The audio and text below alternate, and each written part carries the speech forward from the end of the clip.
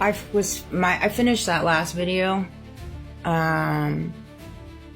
talking about, I wanted to revisit it. I wasn't quite done sharing what I wanted to. Starting to see people for who they are versus who I want them to be. See, that is a big portion of my healing back in October. As soon as I started seeing people for who they are versus who I wanted to be, like my two girlfriends that I considered best friends, every time I talked to them, I now see it was manipulated, it was tactful, it was filled with gaslighting and illusions and mind games. And they played a big part in a lot of chaos in my life the last freaking 3 years. They know exactly who they are. I hope life is well for you. I really do. I pray for that, you know? You got to be a certain kind of individual when you go to that extent level to cross people. I don't give a crap what's being spoon-fed to you. I don't care how much money you're getting fed. I don't care what kind of NDAs you signed. At what point in the line, in the venture, do you start like, my conscience, this doesn't feel right. This is weird. This is weird stuff that we're doing here. This is abnormal. But no, nobody questions that. It's so crazy. I mean, whatever floats your boat and tush you, right? But that was a big part of my healing. Is as soon as I stopped seeing people for who I wanted them to be and started seeing them for who they truly are. Who they truly are. Because if you really truly look at people and you listen to them, once you've healed, you can really start seeing who they truly are. Just like in the conversation with my mother yesterday. Just because I say things out loud when it comes to my family doesn't mean I don't unconditionally love them. Doesn't mean I won't go to bat for them in different ways, but when it comes to the mind games and the mind control and the manipulation and the tactics to cover their own ass, yeah, I don't entertain it. I don't entertain it. We can live under the same roof and I still walk around healed and not playing into the games anymore. And it's one of those things, you know. People portray themselves and society consumes them as like good people, right? And in the back end, they're doing hellacious things. Hellacious things. Like, it is mind-boggling to me that we live in a world where we have secret XYZs and government officials and all this stuff literally targeting single mothers and their children to break apart families, take their father away from them, take their mother away from them. And they do it intentionally. They do it intentionally to cover the organization that they're doing behind the scenes, because different people have different callings, you know, when it comes to on this earth and spreading and advocating and to elevate people, right? And you see so often enough people getting targeted unlawfully, human trafficking. I mean, the fact that we live in a world right now where people know that human and child trafficking is existing and nobody does anything. Nobody does anything. Our government is so much entangled in it and nobody does anything. They're just like, okay, it's normal. It's normal. No, I don't think so. There's nothing normal about that. You need to ask yourself, why are you okay with it? Oh, because your child isn't being human trafficked? You're not being targeted yet? Why don't you think, well, golly, if they're doing this to other people, why wouldn't they do it to you? Oh, because you're going with a system? And you don't think that's going to catch up to you? It will. It will. What above, so below. What's done in the dark always comes to light. And if you know something's happening and you decide to turn a blind eye, that's just as bad. Guilty by association. I had to learn that the hard way too. Why do you think I walked through pure hell? Pretty much 38 years of my life until I walked away from a company that literally runs on different ways, demonic ways, right? Why do you think I walked through hell? I'll tell you why. Because I was associated with hell. I was associated with demonic people, demonic ways, stealing from people.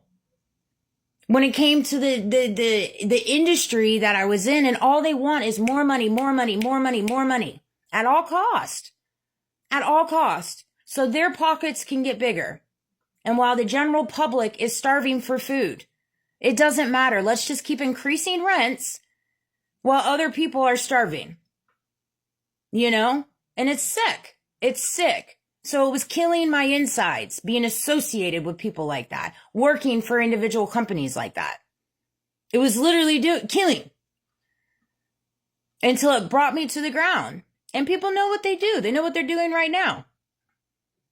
You know what I mean? And it's sick.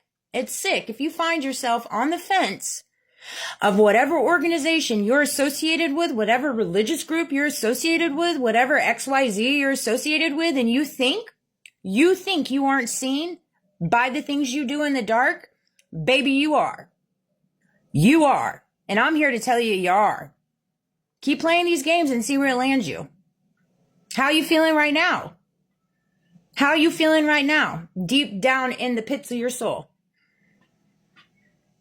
You're setting your children up to fail based off the seeds you're sowing. When you leave this earth, right, your children are still going to be living. And then their grandchildren. I'm making a video. I'll be out in a minute. Their grandchildren are going to be living. All right. Based off the seeds you sow is a life that they're going to have here on earth. And you need to think about that. You need to think about that. No matter if you're at the tippity top, you're at the side to side, the bottom, you have thousands of millions and trillions of dollars. At the end of the day, that is straight facts. So you need to ask yourself, what kind of seeds are you sowing for your children and their grandchildren and their grandchildren? Because it does catch up. You can't run from the seeds you sow. You cannot. And I hope this video resonated. You know, this one came to me before I fell asleep last night. Climbing the ladder comes with a cost. Just ask everyone that climbed the ladder and what it cost them. Pieces of their soul. Man, that is crazy because that's essentially what I'm saying. That's how connected I am. It's so crazy. But, okay, so we live in a world, in the work industry, career field industry, corporate America, XYZ, whatever. You have to climb the ladder to get ahead. You grab that title, grab that bag, grab that abundance, that American dream that they keep painting, right? You have to climb the ladder. How many times, and this is for all those that have climbed the ladder and those trying to climb the ladder right now, as I make this video and I say this message, fill in the blanks and take away what resonate. Have you sat and asked yourself what you're giving up to climb the ladder that you're trying to climb? Time with your family. Pieces of your soul based off the seeds you're sowing. The white lies, the dirty little secrets, the little hidden innuendos. Because it all happens. No matter what industry, no matter what ladder you're trying to climb, it is a part of it. Why do you think that is? Why do you think that is? Why do you think it hurts your soul and heart so much to climb the ladder? Because they have designed it that way. Why? Because they want pieces of your soul. They don't want you to walk in peace. They don't want you to walk in happiness. No, they want to keep pulling those strings, get you to climb that ladder. And every single time you climb another nugget of ladder, what did you lose? What did you lose? You know, I get so tired of the emphasis of you have to climb these ladders and buy into the system. No, you don't. You create the ladder that you want to climb, is the way I say it, see it. You know, we live in a world right now that is so consumed with money, greed, power, and animosity and hate, projection, deflection, not wanting to take accountability.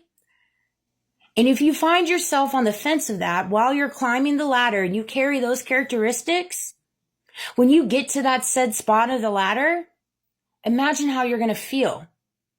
You're not going to feel good. And it's going to come out in your home life. It's going to come out in your marriage. It's going to come out in your love connection. It's going to come out in your friendships.